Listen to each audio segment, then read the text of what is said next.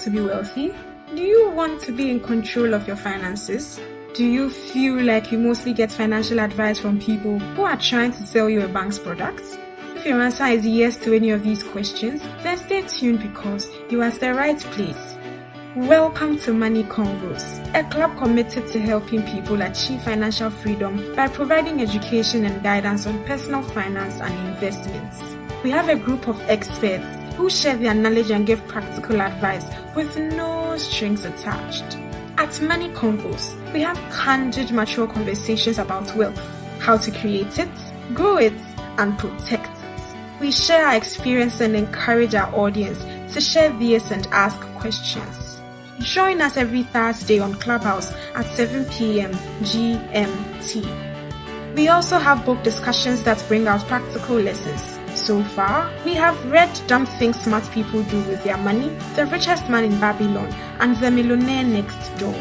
Most importantly, we have one-on-one financial coaching sessions where we guide individuals through setting financial goals, retirement planning, budgeting, investments, risk management, and so many more areas.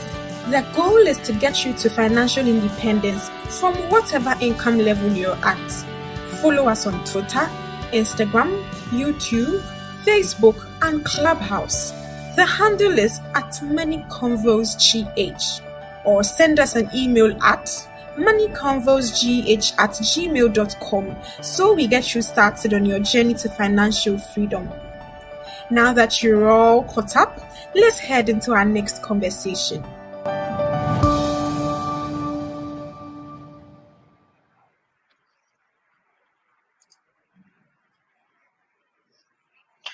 Hi everyone, welcome to today's conversation. We are on chapter 6 to 13 of the book Psychology of Money.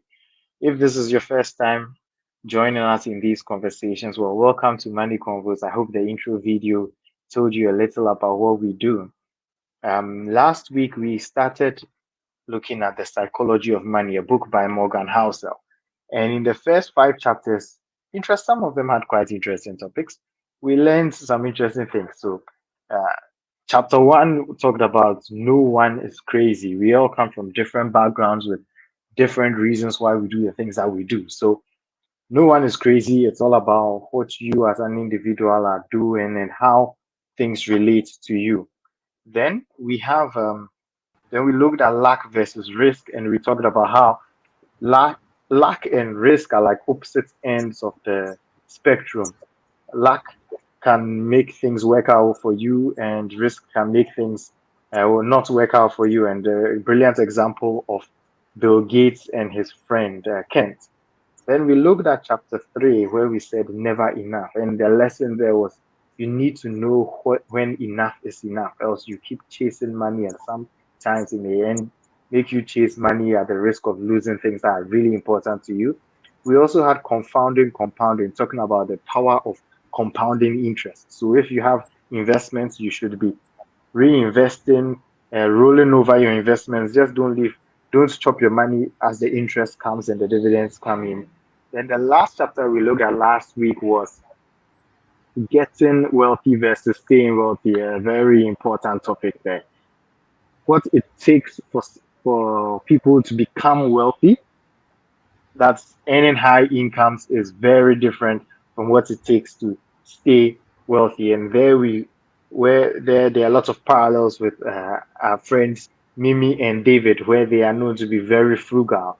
You have to have a certain level of paranoia to stay wealthy. So those are some of the lessons we learned in last week's session.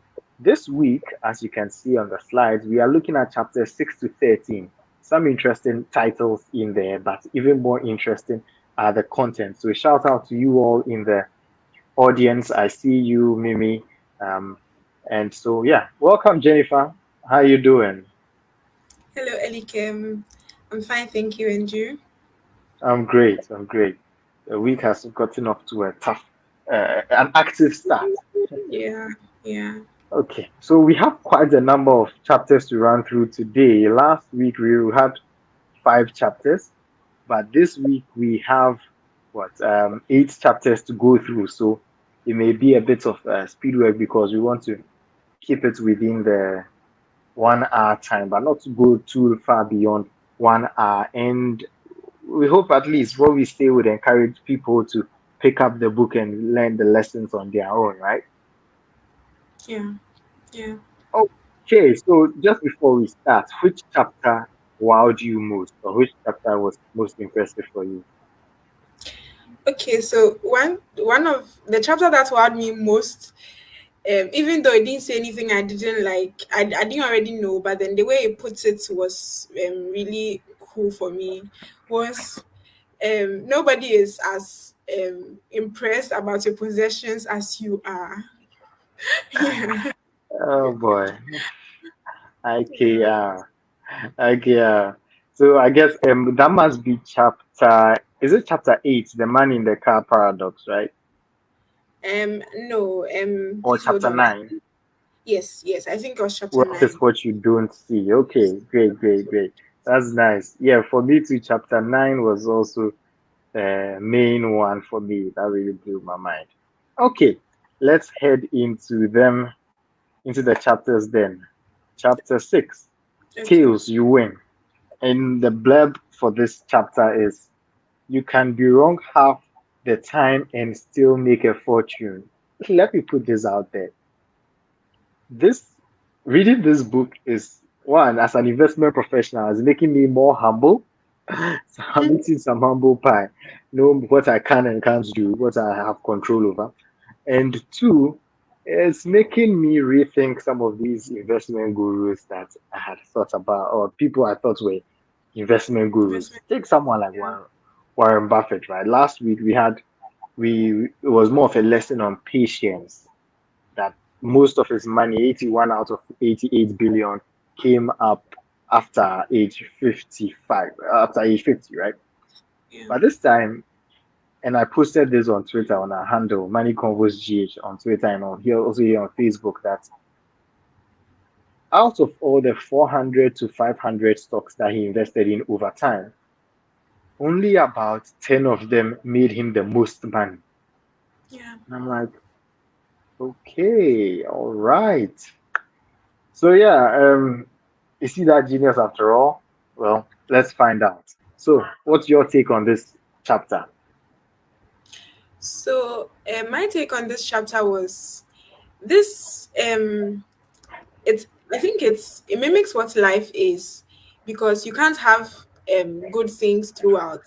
And I would like to reference the Warren Buffett story. I Hmm. think in the previous chapter that we in one of the previous chapters that we talked about, it said that he had lived through I think 8 recessions. And imagine living through 8 recessions and having a lot of companies that only, let's say, 10% were doing well. He was run of the mill, like just going through life.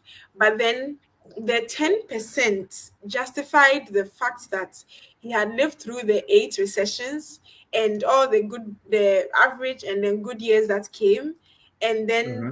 those those 10% of stocks again made sure that his wealth went up from like um 4 billion to 81.4 billion in Word. lifetime. You see, so the tails really work. I think if you put it to test, the tails really work for you. And I just like to go into the tails a little bit. So if Sure. you've done a little bit of math, you know that a mean distribution curve usually is a bell shape. So The sharks in the room. it is like this. So the tails are the tips of the bell distribution that extend very very far away from the mean. So the Hmm. mean is the average, like so if it is people, the average person, and then the tail is the either the most extraordinarily good person or the most extraordinarily bad person. So we can use that for all scenarios. So if we are using Warren Buffett's stocks like for, as an example, he had a lot of stocks that were around the average, but then the small percent that were really good, their returns made sure that he became really, really rich. So I Hmm. think example that a lesson that I am taking from this, and then I hope Mimi is too, is that a lot of companies may be, that's how the book calls it, DUDS, which is Mm-hmm. I think not non-performing, not so well performing companies, but then you are diversifying your portfolio, or let's say your investment, across a lot of investment vehicles, and some of them will be average, yes, but then there will be some that over time too will give you so good um returns that it boosts the overall return of the portfolio. Mm-hmm. Yes. So I think another thing too is to play the long game and then have all the Play the nuts long and game. things in that. Yeah. Yeah, Thank you. yeah, yeah. Great, great. Very, very good point. I thought when you said one of the lessons in there, I thought perhaps one of the lessons you are going to talk about is then you have to figure out which 10 stocks would work, right? That is great. Sorry. But I guess reading this book, you realize that it's what are the odds that you can actually pick only those 10, right? And if you do it, you'll be like one in the proper million. Yeah. Yeah, and another take I have on this is if you have a diversified portfolio, and by diversified we mean you don't put all your eggs in one basket. If you have what, 1,000 CDs, 10,000 CDs, you put small in this investment, in that investment, spread it across all, right? Let's look at it from the down versus up. For you, either you lose or you win, right? For each one. So if you lose, the maximum you can lose is all of your money in that particular one stock. So if it's a 1,000 CDs invested in 100 stocks, 10 CDs each, the maximum you can lose in one stock is 10 CDs. NCDs. But the maximum you can gain in any stock is infinity. That your 10 CDs can blow and turn into 1 million. You see. So Yeah. if just that one may work and you have 1 million and all the other 99 go down to zero. So you have 1 million minus 900 and is it 990 CDs. That's still a lot, right? But hey, Charlie Tails win. Yeah, what are the odds that you have that one? So it's yes, diversification helps. Last thing I'll say on this chapter is just to read a portion of the book. And it says, and it's talking about stock market performances, right? It talks about the Russell 300 index. So an index is a way of summarizing all the performance of various stocks, and one such index is the Russell 3000. And it said that that index has increased more than 73-fold since 1980.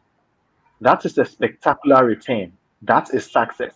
That means if you invested in 1980, you'd have gotten 73 times your investment. That's a lot of money. That's a lot of return. However, let's pay attention to the details. 40% of the companies in the index were effectively failures, but 7% of the components that performed extremely well were more than enough to offset the duds, just like Heinz. Yeah, and talks about other examples. So 40% were failures. So 40% there, then you have 7%, the top 7% accounted for, did so well that they accounted for more than enough to cause that 73 food return that you got. Look, if this doesn't explain tails, I don't know what will. Okay, great. Let's move on to the next chapter then. Chapter 7. Freedom. Freedom. There's a song like that, right? Yeah. Controlling your time is the highest dividend money pays. What Yes. do you think about this? So, the just the blurb of the title is, I think we've read books before where like it is still buttressing this point that people view success as how they're able to control their day, how they have Mm-hmm, autonomy over the things that they do in a mm-hmm, day. So then if a lot of days add up, then they are life. Yeah. So I yeah. think this this was also adding to that, and it was really cementing it in my mind that um how you can also judge your success is how much autonomy or how much control you have over your day in your life. Yeah. And so one of the aims to in life is to get enough money so that you're able to have some flexibility in your day. Wait, have And some what? Flexibility. flex yes, Feel you? flexibility. Okay. An aside, I think I read a book by a millionaire called Dimarco. I've forgotten his first name, and I think in the introduction he just spent introducing, like telling us about what he does Mm-hmm. in the morning. So he says he wakes up at, for a millionaire, quite a late Late. wake up time, and then the thing he says go to the gym, drive, goes to grocery shopping, things that usually you'd think that you're a millionaire and you're doing these things, but then it shows you that that is a very very important part, so you should strive to achieve that too. Mm-hmm. So that's controlling your time. Yeah. Now back to the chapter itself. For you to be able to get control over your time and have autonomy over how your day goes, you need to be able to know the intrinsic value of the money that you are spending, or the money that you are is coming and going in your life. And sometimes we are able to, let's say, see somebody and be like, hey, this person is really rich. But then this chapter of the book makes you understand that wealth may not be the same as richness, because usually richness is what I can see you wearing, or the car that I can see you driving, things that you've already used the money to buy. So it is now not, unless we are talking about um quote unquote some liabilities, we will not be able to add certain things that you spent your money on here. But then if you are looking at your wealth, growing your wealth so much that you are able to like relax and enjoy life and wake up at 11 a.m. and not be bothered, then you need to be able to show up on your wealth and not your Mm-hmm. richness. Mm-hmm. So one of the very very serious things about it is to increase the your level of the difference between your earnings and then your expenses, such that Mm-hmm. all the money that you are not spending, and then the book terms it unspent wealth, is going Mm-hmm. to add up to your wealth, and then yeah, it's also going to work for you and produce you chickens that are going to compound for you. Yeah. Good one there. Good one there. And also for me, talking about freedom, it's you how so I had wanted to retire at age 30. When I got out of university, I was what, 23 by then, and they were like, "Ah, I want to retire at 30. Is that even possible?" People thought it was ridiculous. I was like, imagine, well, back then I was like, you don't have any faith in me. What if I start a business and I sell it for $1 billion or more? I see I see the shock there. I start a business at 23. In 5 years, I sell it at $1 billion or even more. I can retire, right? Come Yeah. on, yeah, a little creative. But yeah, and but then my idea of retiring is, imagine me having nothing to do. Can't imagine that, right? But retirement for me is being able to do whatever I want to do whenever I want to do it. Like right now, you don't, a lot of people don't have the luxury of time. And it's something I tell my mother, because of the nature of her job, time is a luxury for her. She has a lot of freedom to do stuff, have the time to go and do this, go and do that. But a lot of people don't have that freedom.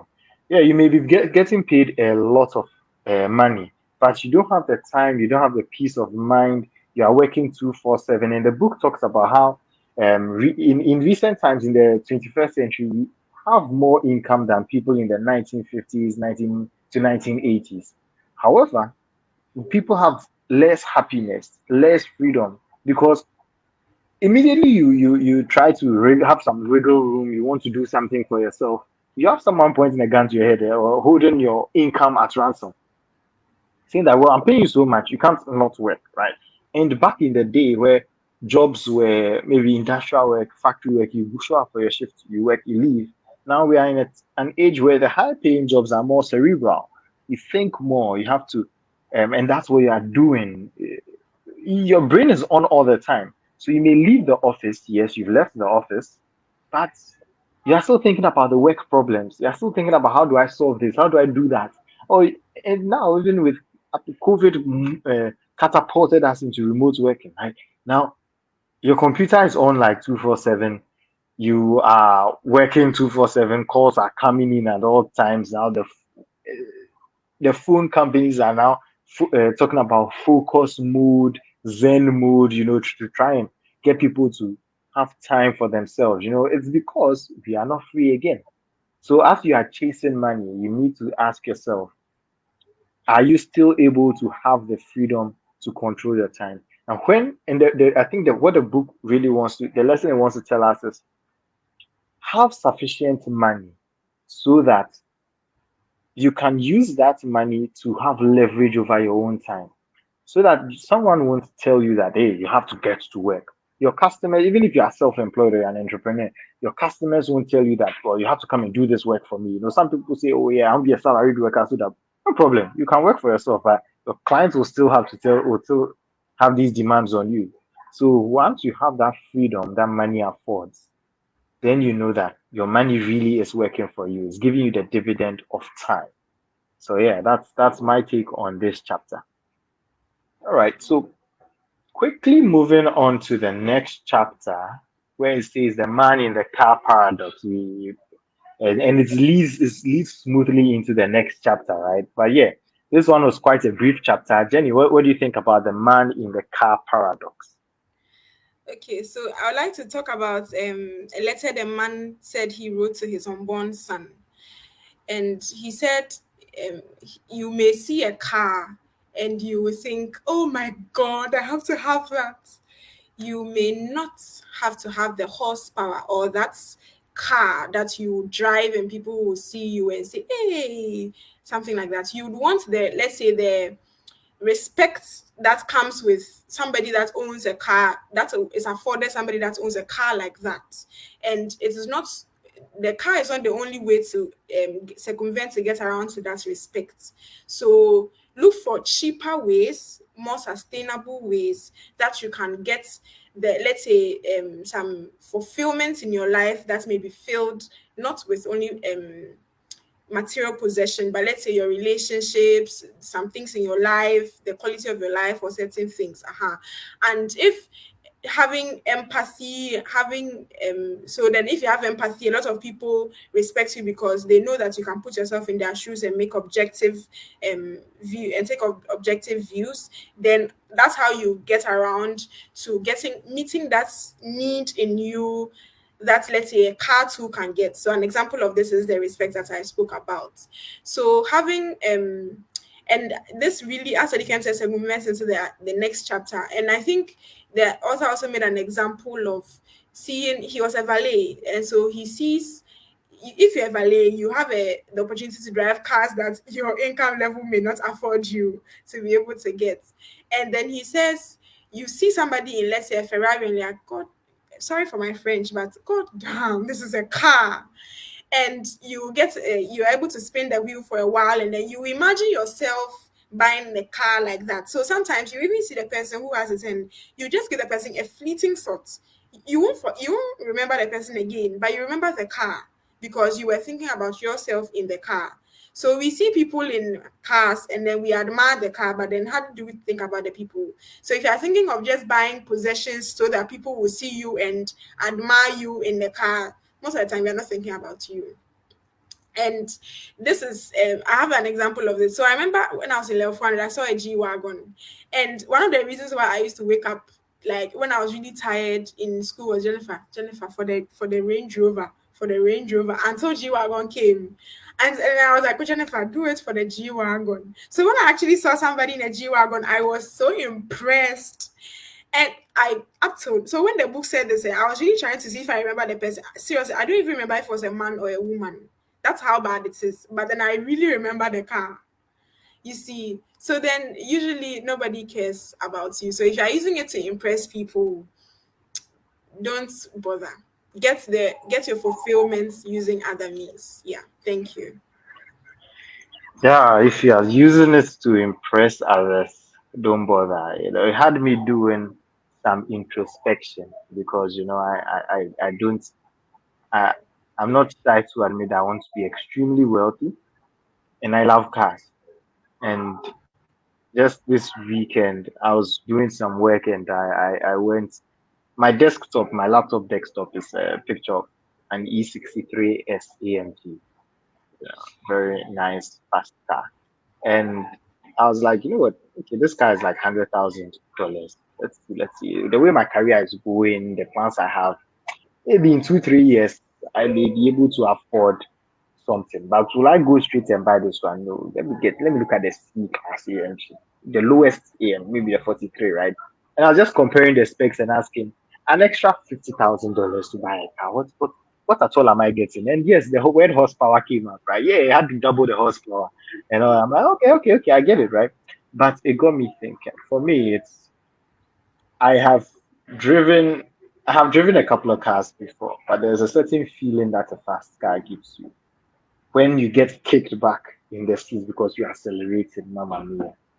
Ooh, it's a wonderful feeling. So I think for that part, I've checked the boxes. I really just want to sit in a really fast car and just accelerate, even if it's just for a few meters. That feeling is good. It's good because how many roads can you go that fast on, right? But just those few seconds, wonderful feeling. Then it got me also thinking, okay, I want to have many cars, but what if I have just one fast car that can do the trick? And on the other hand, there's respect, those things that I would like, a sense of accomplishment, knowing that I came to the world to make an impact. Um, and I think about it, and I'm like, things like money conflicts. Imagine we get to a place where we because of money convos, the conversations we have, the things that we get people to talk about, education or financial literacy, more people become financially independent. They become financially free. At the end of the day, I think I'll be very pleased with those kind of results, right? And people will know me and go like, "Oh yeah, this is a guy who's like," but not because I had a Mercedes Benz, you know. Well, granted, there are certain people who know them because they are rich. There's that. I'm not disputing that, and I think the book too made a good point of that. And it says it's not the points of the book is not that these some of these things are what we say vanity. But yeah, those pursuits are also good. They can be motivating. But the thing is, be careful how you pursue those things. So you need to be careful how you pursue those things. It reminds me of the part about the chapter we discussed last week about enough. When is enough enough? So what are our motivations and what are our motivations driving us to?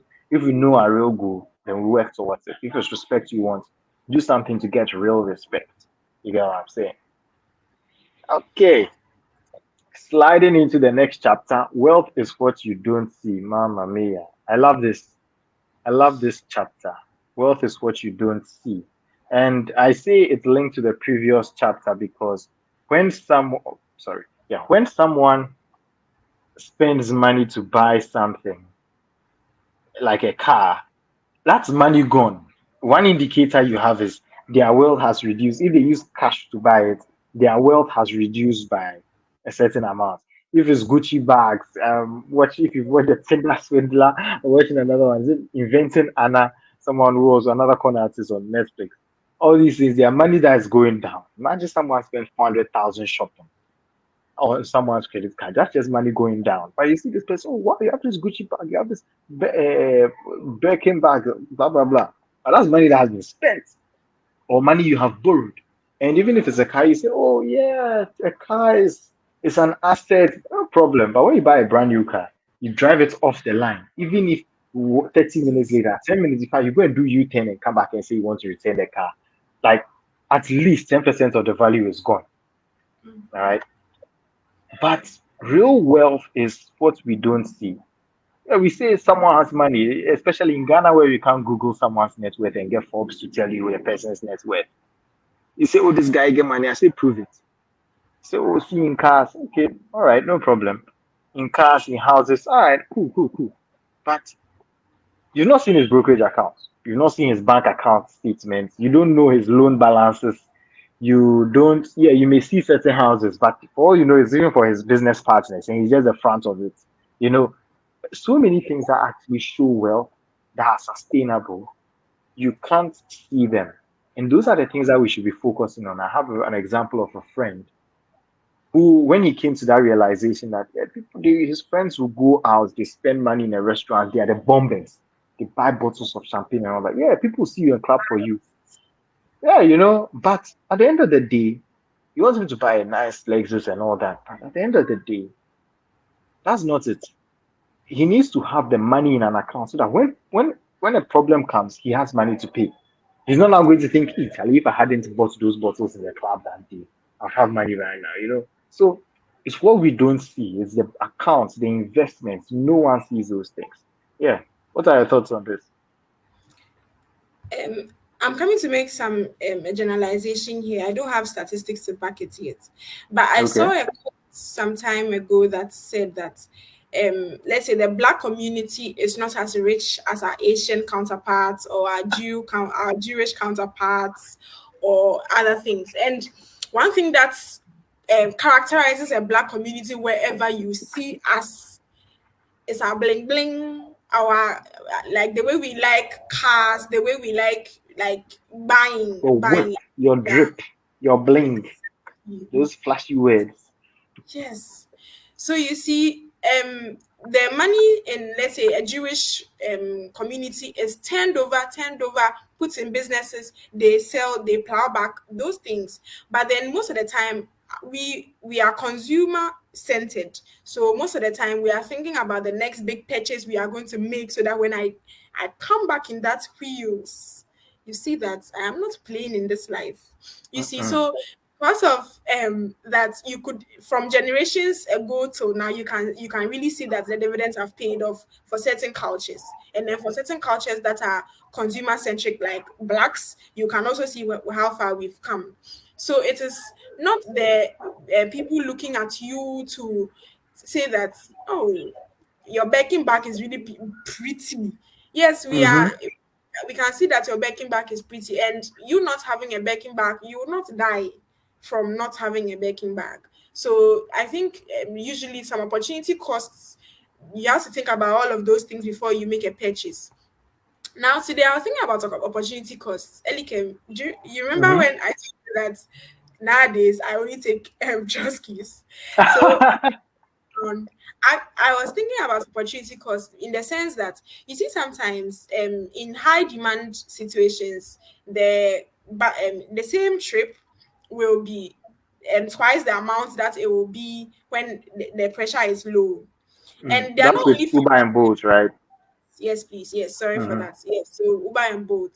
You see, sometimes, so then it make me think that they are not only factoring in the distance to your house and then the time they will spend. They are factoring in all the other people that they could have been taking, that they are stopping to come and take you to wherever it is that you are going to. So because of that opportunity cost that is high, your fare will be high.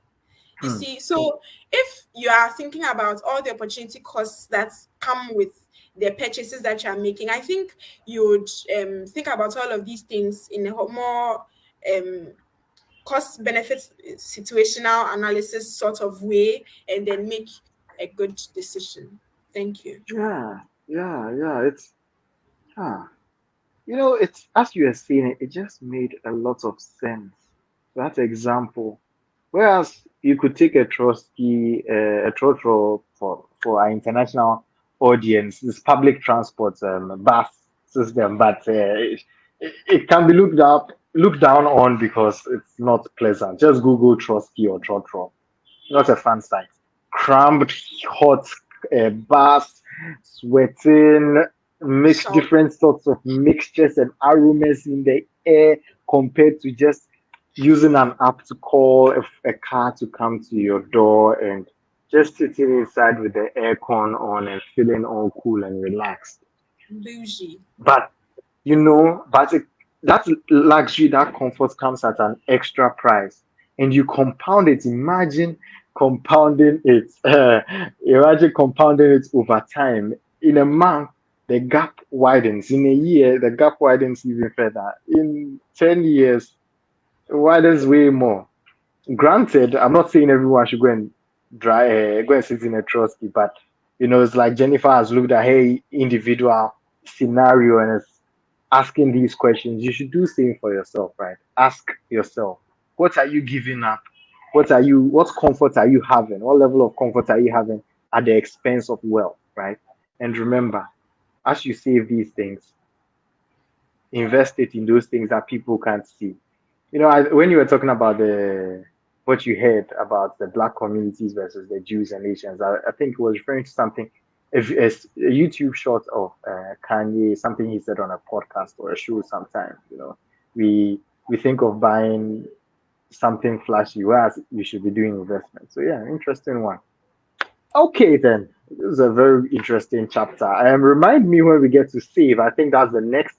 Yes. In fact, since we are here, I'll just talk about something I had to. This thing has gotten me thinking. Yesterday, I went grocery shopping with my wife, and as we were buying stuff, you'd be tempted to buy some stuff.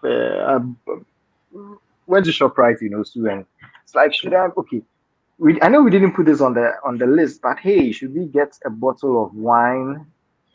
And she's like, someone gave you a gift of a bottle of wine recently. I'm like, but you don't like that.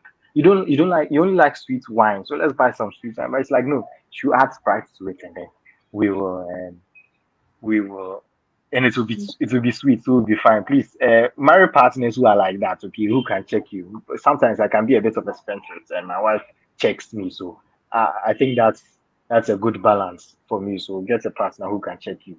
Then one, it wasn't on our shopping list, and two, we did not need it. Three, we had substitutes for it. So why spend that money, right? And it's easy. You are picking items off a list, and you're just taking and taking and taking. But sometimes you don't spend so that you can save and invest. Don't end up save, please. When we say save, we mean invest. All right, just use that as a proxy. And you don't necessarily need a goal, because when it comes to wealth creation, there are there's the equation is really simple. What comes in, your income, and what you keep, which is really factored by what goes out, what you spend on. Even today, which is even more striking. There's it, Kilishi, Jennifer, Kilishi. No, please. Oh, I think so. For US people in the US, it's beef jerky. So strips of meat that is stretched, well spiced, and it can be quite a nice snack. But it's 50 cedis for a pack. And what's even more annoying, the delivery is 20 cedis. So you're naturally going to be tempted to buy two for economies of scale. That's 120 cedis. All right. Yeah. And it's a snack.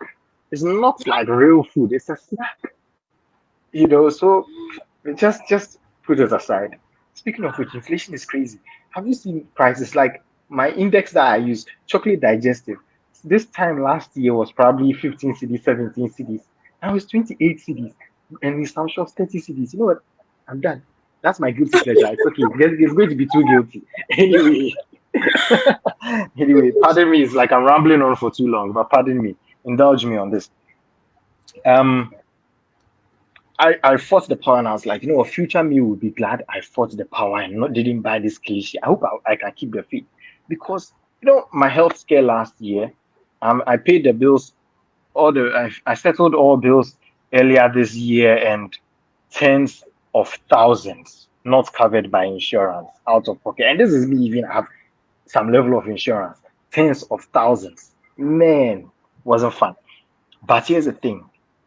If it's because I didn't chop all that money small, buy this year, buy that year, buy an iPhone way earlier, so that I would be on my second iPhone by now. I'm still on my first iPhone. So, all those huge expenses. And I look back and I'm like, I couldn't, perhaps if I hadn't spent some money on certain things. Jennifer, you know me, certain gifts I gave to people or certain outings I went. I'm like, okay, all those were good experience, but yes, some were a bit excessive. And you think about it, and now you're like, I wish I had that money in my bank account, and I'll be fine.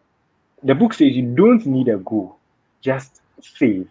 So yeah, pardon me, this was my long rant, but you can't go wrong with saving. If you don't need to spend the money today, see, you may not have a plan for it tomorrow. Just keep it there. When tomorrow comes and you need the money, you will thank me. Like, this is one of those things that they say, just thank me later, that kind of thing. So yeah, Jenny, over to you. What do you think? I'll just like to draw follow up on what you just said there, you don't need a goal to save. So it is very important. You see, sometimes you're like, oh, I'm saving for marriage. I'm saving to buy a car. I'm saving to go to school. And because of that objective, you sort of discipline yourself to make sure that you are saving what you said you need to be able to do what you said you are going to do. But in a case where you don't have very big projects in front of you that you can see, emphasis on that you can see, you will just be chilling through life, enjoying kelechis every Friday and things. And before you realize, an emergency can just come and you'll be found wanting. So you see, you don't actually need, you just have to have it part of your life's journey to, let's say, put some money, savings aside so that you can build up on them later on. And sometimes I think that it would be really nice to look at your bank account when you're, let's say, 55, 60, and see that you have like $10 million in it, and look back and say that you've really lived a very fruitful life, contributed to your society, and still be able to get some dividends out of that. So I think you seriously do not need a reason to save or invest just because you are trying to, number one, increase your earning capacity and reduce your expenses to the things that you need to survive. Let's say, yesterday I saw a post that said you need some poisons in life as a human being, but then take them in moderation. So you don't overindulge, you take them in moderation, and then where things that you need to survive, and you'll be fine. And another thing that's, so then back to especially what I thought about the book, you need humility to be able to reduce your level of expenses. And it's very true because I think, especially people that come out of university, and then national service, and then get a job afterwards, I think most of the time there's this, oh, at first I used to have to spend this and this, but now that I have all of these monies coming in from different directions, I can relax. At first, I had to ration my money when I was on campus. Now I don't have to do that. We are chilling with the big boys, you see. But then you need to get your head out of the clouds, and then this is for all levels. I'm done with my example. So you need to really get your head out of the clouds and know that rainy days will come. Even if, let's say, you're in a well-to-do family, so you don't think you need to save or invest for your own self. Rainy days will come. You never know when something will go awry, and you need to have your own cushion of finances. So it is good to really reduce your level of expenditure to what you think you can be able to do in a month to, let's say, survive, and then uh, give yourself a little cushion of poisons in moderation, and you'll be fine. Thank you. Good points there, Jenny. Good points. In fact, as you were speaking, you were just giving me pointers that are just dropping as banners there. Hopefully, people would see them. Very good punchlines you've given. A few, give yourself some small poison every now and then, granted, but you have to do everything in moderation. One of the last points you mentioned was very powerful. Even if you are rich today, you never know when you need the money. And that's why some people, they go broke and go like, all the people who owe me, you know what? Where's that money? I'm trying to call people, "Just give me my money, give me my money."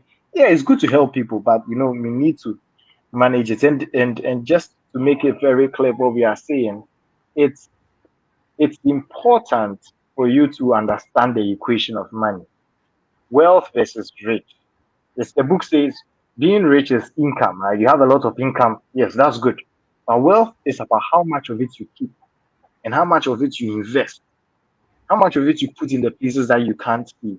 So save money. A rainy day will come and you will need it. I see Mimi is agreeing in the audience. Okay, guys. Sorry, I just Let's want to give move. one last Okay, example before. please go ahead.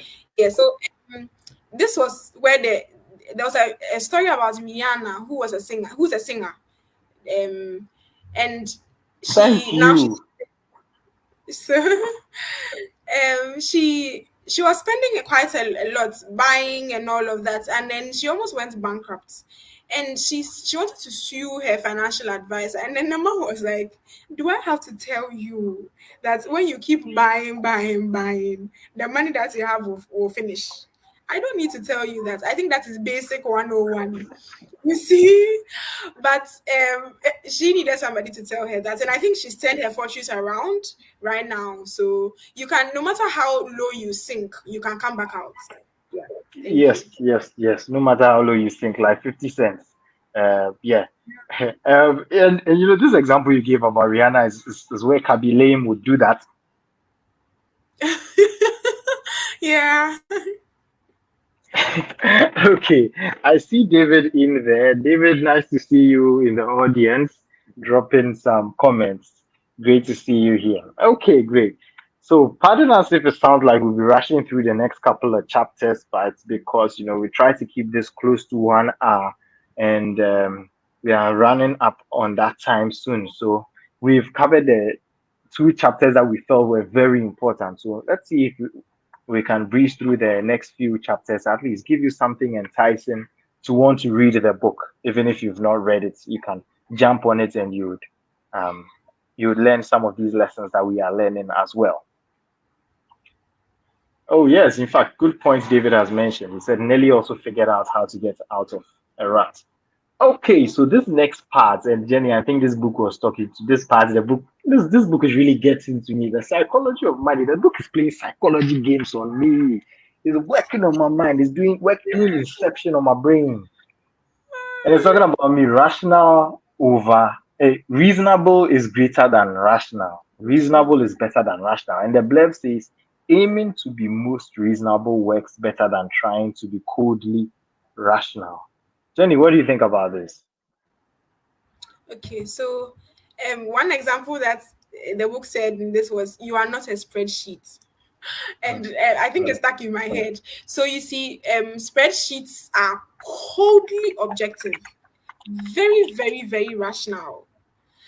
But then sometimes you need to balance it out with a little bit reasonability, like a little bit behavioral finance, such that you know, let's say where your setting is, even though you've put in some assumptions to mimic your setting and your environment. Sometimes it will, the assumptions may not be able to capture every nuance in the place that you live.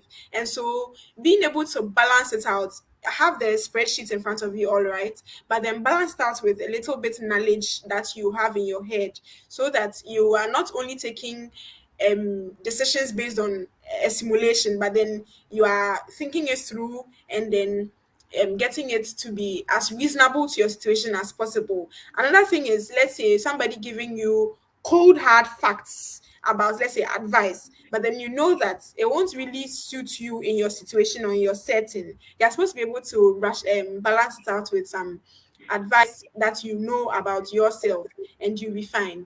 And as an aside, Elikem, you see, behavioral finance is such a very big sphere in finance, because I think a lot of people realize that um, hard code facts may not be what is going on in real life, because people are coming on with a lot of emotional um, eh, entitlement, or let's say leaning towards certain things, and so they really have very, very different things, like very, very different outcomes from what the hard paper tells us.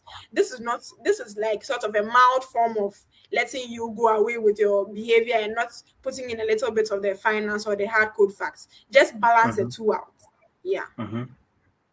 Yeah, yeah, yeah, true. And I think what you said summarizes it. Balance the two. Yeah, the numbers are true, the numbers can work. And the book talks about, yeah, but you are in a room facing your wife and kids, your family members, your neighbors. At, at that point, it comes to what we call the soft things, you know, not cold, hard numbers. The soft things also matter. On humility, it reminds me of something even on the investing side, where you think rational is better than reasonable. Reasonable sort of puts it in your context. What's practical? What will work? What can help? And it says if you are a rational investor, yeah, if you're a rational investor, you are at risk of you pick a strategy, it's not working out in the short run, and you just up and leave.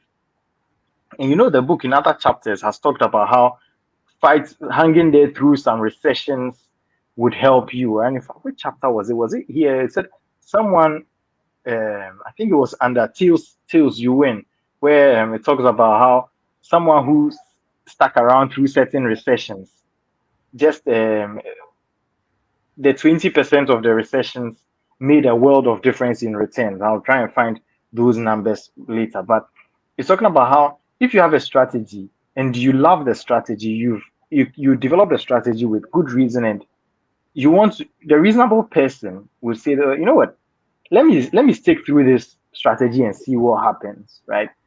Because perhaps you love the stocks or something, you've formed a certain attachment. It will help you have that staying power rather than someone who is rational.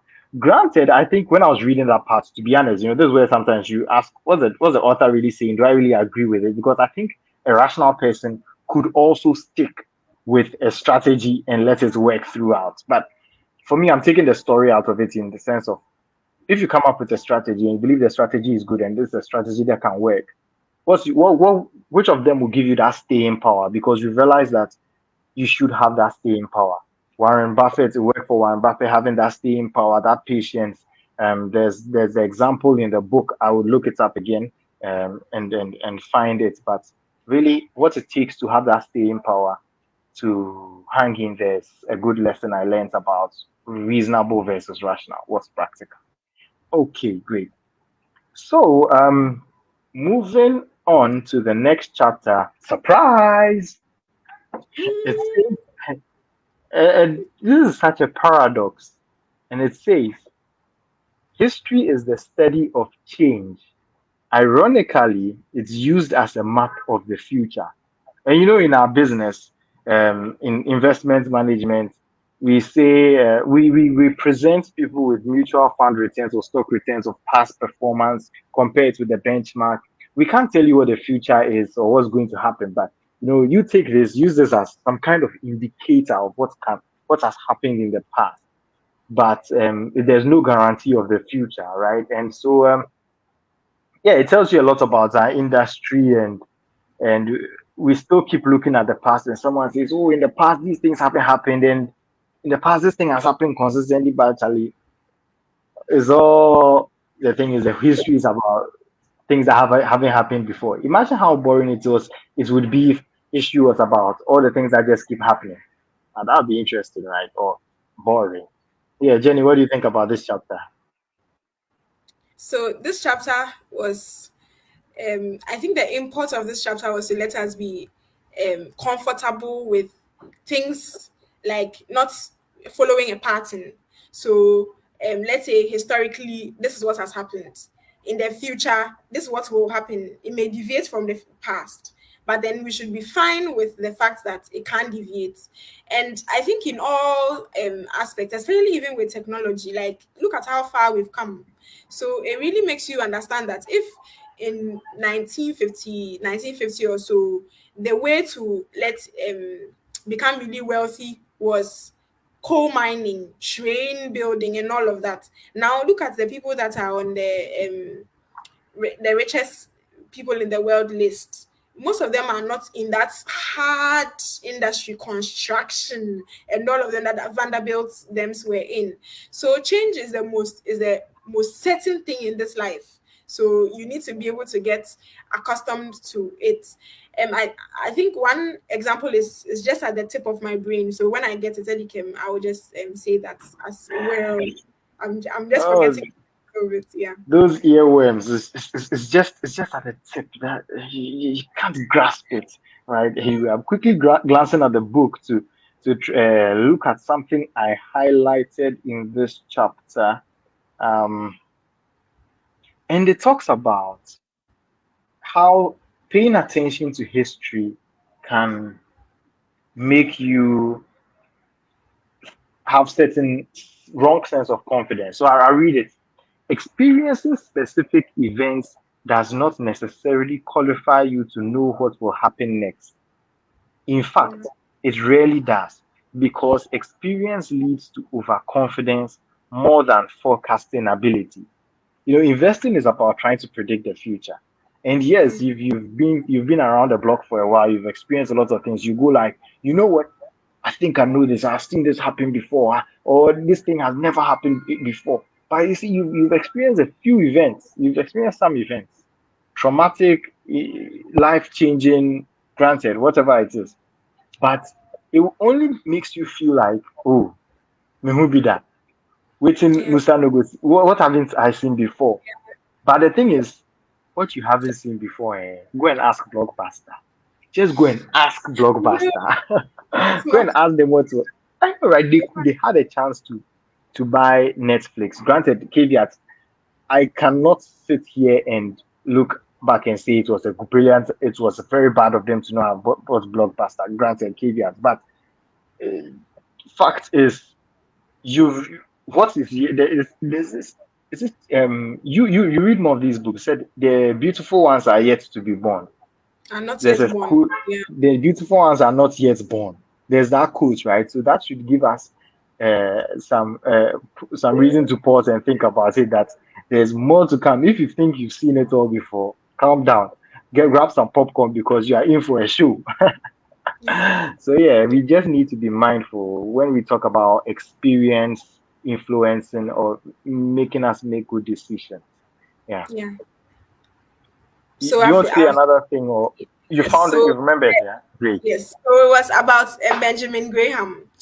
Ah, And yeah, Benjamin Graham was an investor. He has a book. I think will even be it's part of the book list that we have for the first March. 6 months of okay.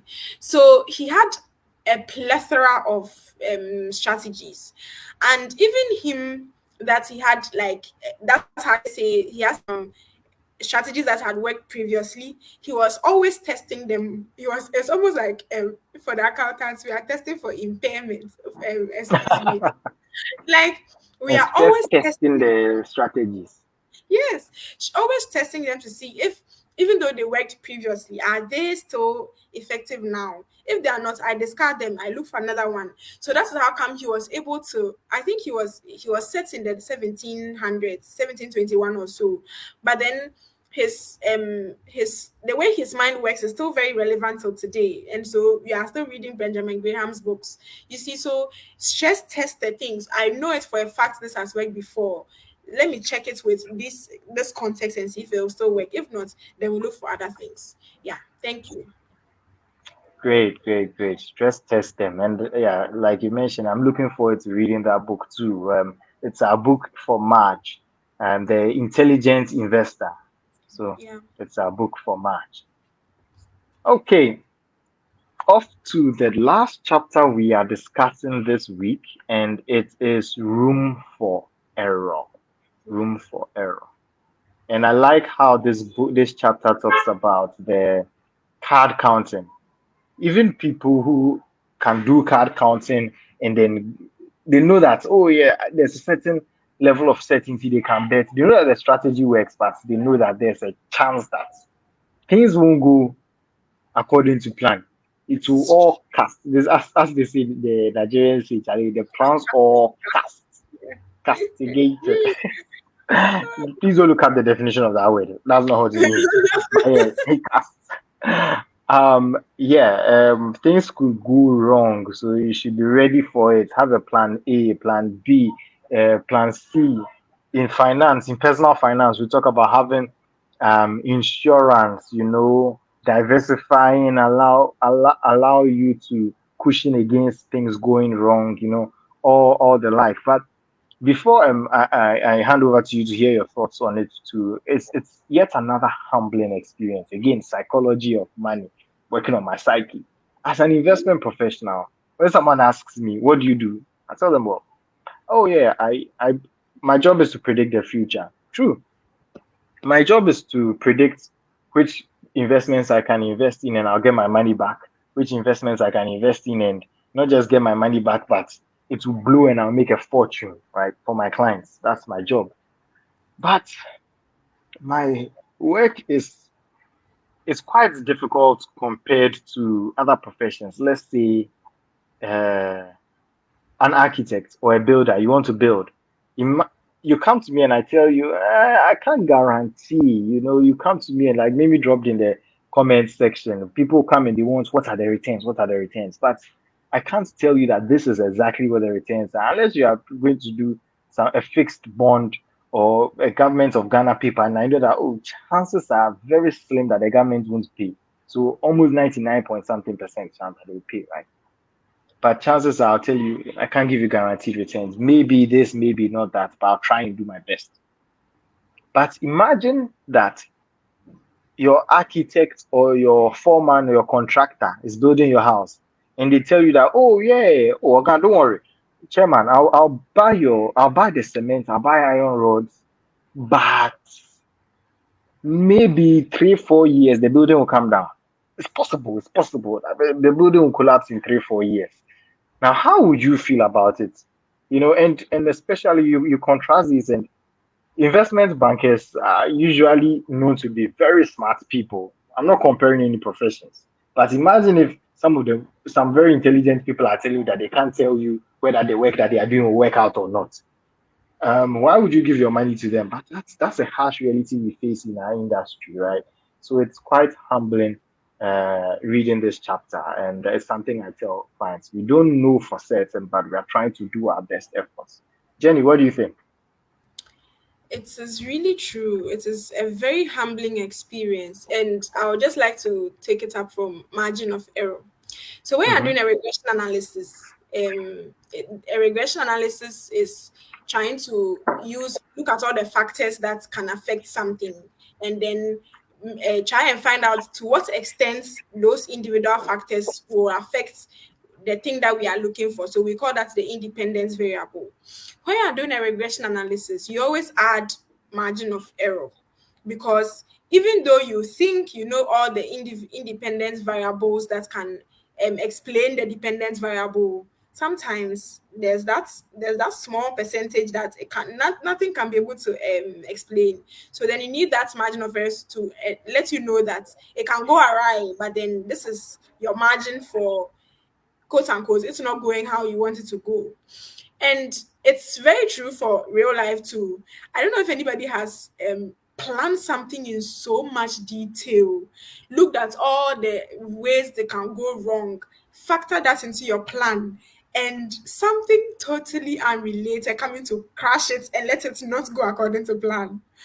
So the book gives an example for World War Two. In World War Two, Germany had big tanks, and an aside, there was a game that we used to play when we were kids. I don't remember the name, but we used to fight. Like you build a town, then you go and fight somebody else.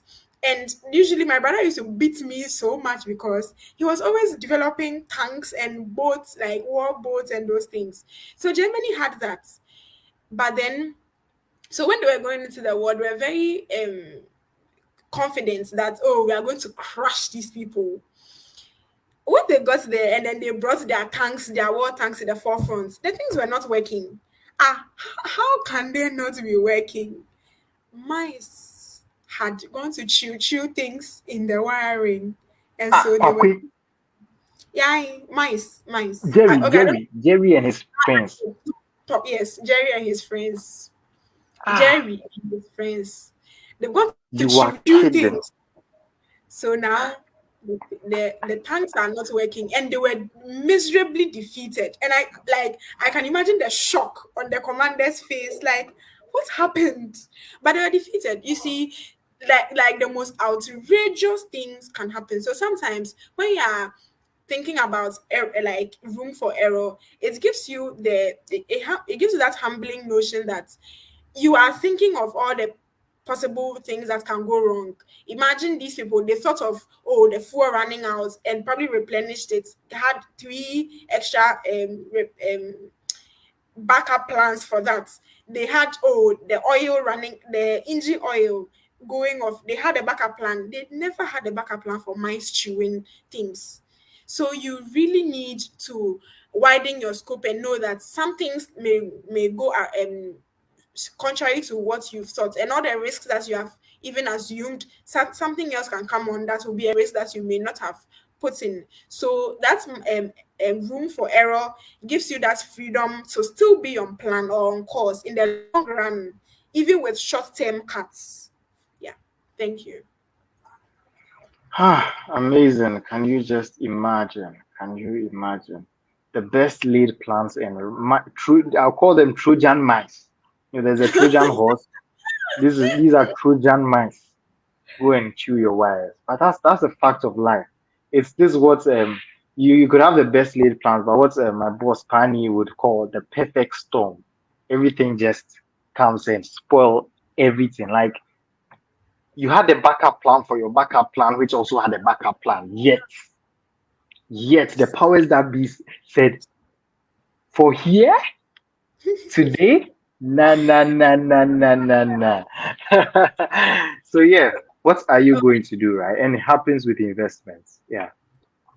I just want Then to you're going say to that say, COVID was another very, very serious example that it taught all of us about things that we didn't anticipate that came to pass.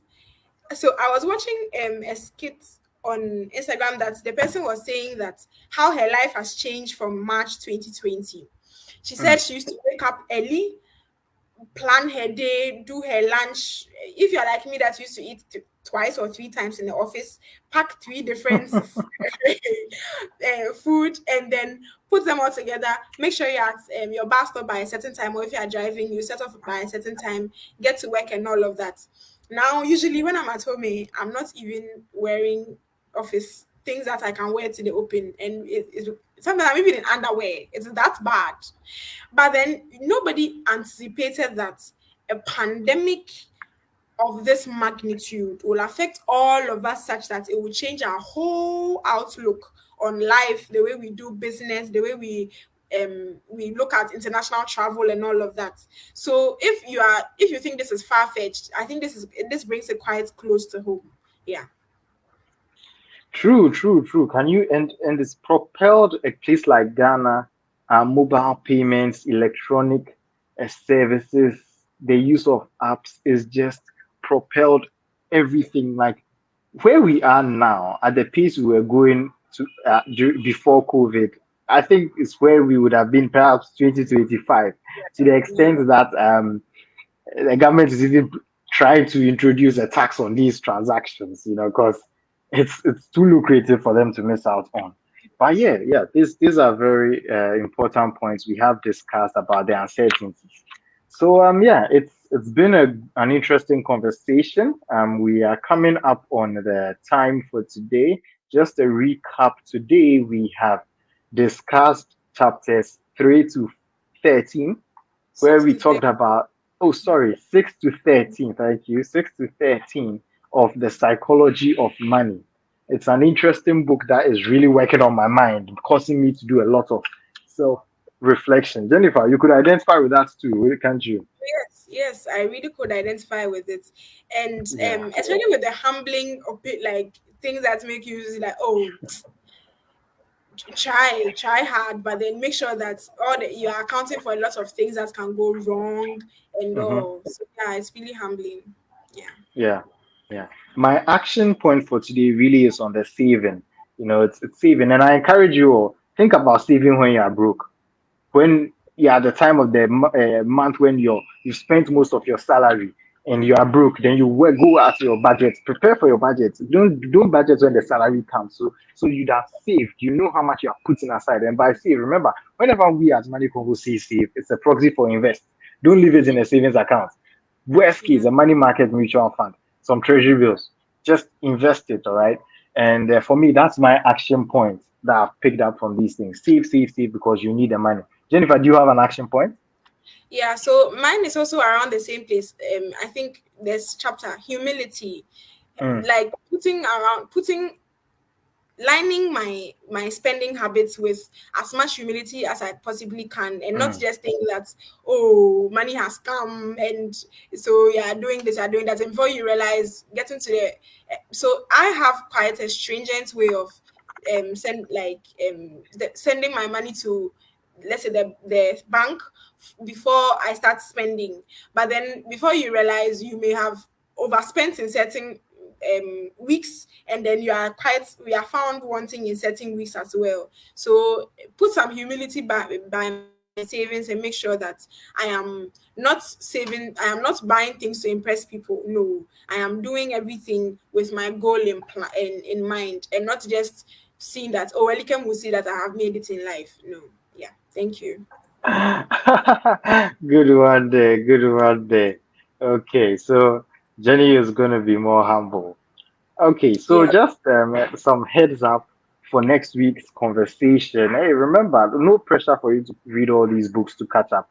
Our hope is that you can, through these discussions, you can pick up a thing or two and learn some of the lessons we are learning as we are reading them. And perhaps it would even motivate you to be excited about reading the book. We are saying, we are giving just the punchlines. There are way more interesting topics, more interesting stories, and you learn a lot more about Warren Buffett, for example, and more people, World War stories that you can that you would really appreciate and make the lessons sink deeper for you to be able to practice them. So next week we same time 7 p.m. here on Facebook Live, and you don't need a Facebook account to watch it. So we are reading chapters 14 to 18 and we'll be discussing them here. And if you are, I encourage you to follow us. The handle is on the screen at Money Convos GH on Twitter, Instagram, YouTube, Facebook. Just follow us. I posted last week's session on YouTube. Because it's video, it's easier. I don't have to do much processing and just post it on there. That means all our buying on our errors slips of times will show up in there. Just a little trimming, but goes in there quite quickly. Hopefully, I should post this one also on YouTube very soon so that if people can't join in live, don't worry, you can check back on Facebook to watch it. You can go on YouTube to watch it ASAP and see our faces as we discuss these things. Remember to also catch us on Clubhouse, where Clubhouse is more interactive, where you can join us on stage, join us, have this conversation with us, ask questions, share your experiences. Us on Clubhouse at 7 p.m. on Thursdays. So please do check us out on Clubhouse too. And hope I catch you soon on Thursday and on Monday. Thank you so much for your time, and I wish you a pleasant evening. Bye bye. Bye.